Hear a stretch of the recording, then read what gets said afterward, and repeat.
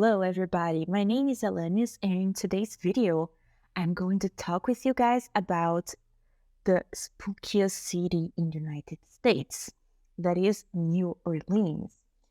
If you guys love horror just the way I do, this is a good video for you because New Orleans is a great city for those who want to try spooky things, and it's considered the most haunted city in USA. It's really cool. So here in this video, I'm going to talk with you about some places that you might visit there and that are considered spooky, right? So let's talk a little bit about it. The first place here we have is Lafitte's Blacksmith Shop. The building was built around 1722 and is the oldest structure used as a bar in the USA. It's a really old structure, and a lot of people say that they see the ghost of John Lafitte and also some red eyes looking at them. In TripAdvisor reviews, people all the time say the building's haunted. They say things that are supernatural that happen to them, so it's a place worth visiting. The other one is La Laurie Mansion. La Laurie was a big aristocrat, and she's best known because she was a psychopath who killed and tortured many of her slaves. She really tortured her slaves in a really bad way. It is terrifying. And her house has become a kind of visitation place, like a museum for us to remind how is racism, how racism is so bad because this is what happened, the torture of Black people. This is crazy. It's terrible, a terrible thing that happened. And the La Laurie Mansion is always really famous because it is showed on the TV show American Horror Story on season 3, right? So they talk a lot about La Laurie. And this is a place that is certainly known as a haunted place in New Orleans, right? All right. Let's go. We have another one that is St. Louis Cemetery, or St. Louis Cemetery in more English. This cemetery is often referred to as the City of the Dead, and we have a lot of old graves there, and they are disintegrating, collapsing. New Orleans had a lot of problems with tornadoes and different calamities that happen there, natural disasters, and so it goes. So they have the cemetery, and it's really old and disintegrating. But it's really cool because it was built in 1789, and it's one of the most haunted places in the city because it has a lot of bodies of a lot of people there in New Orleans, and people believe that these spirits of these people who died there are lurking in the place.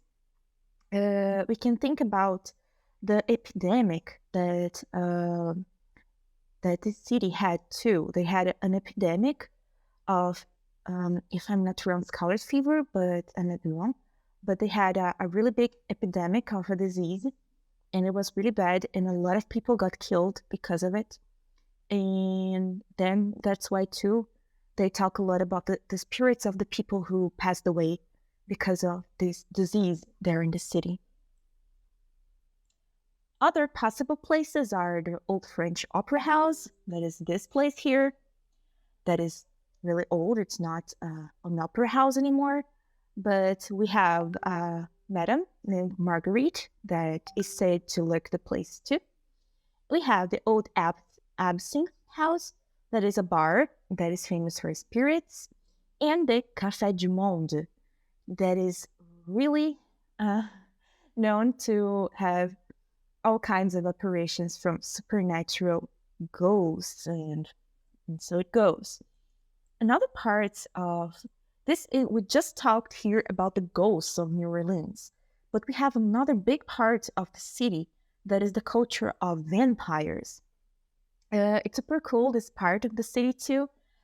This part of vampires, it's mostly well known because of Annie Rice, that is a great writer of horror that lived in the south of USA, and she wrote the Interview with the Vampire, which became to a movie, a really great movie.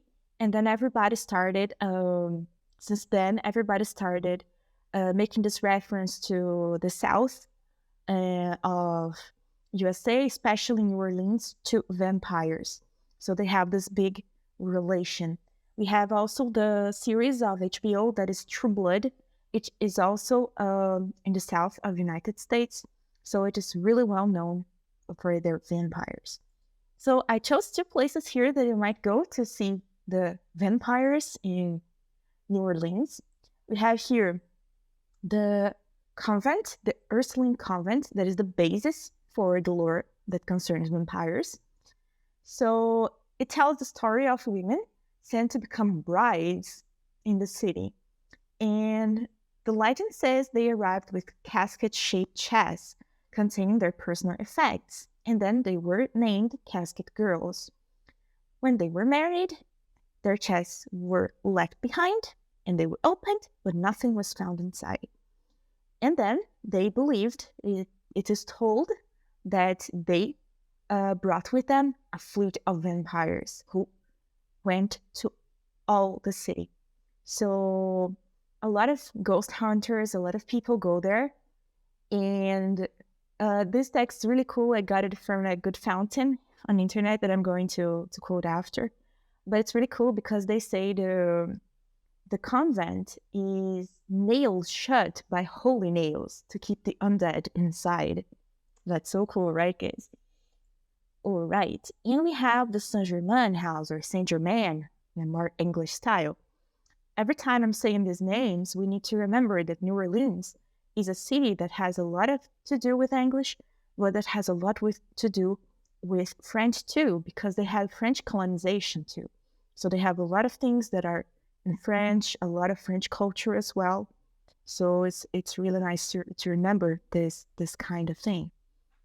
The Saint-Germain house is where the Comte de Saint-Germain lived in the 17th, but the place is known because people believe that the Comte was a vampire. So they said that he reappeared in the 19th, attacked a woman. We have a lot of lore concerning this Comte de Saint-Germain.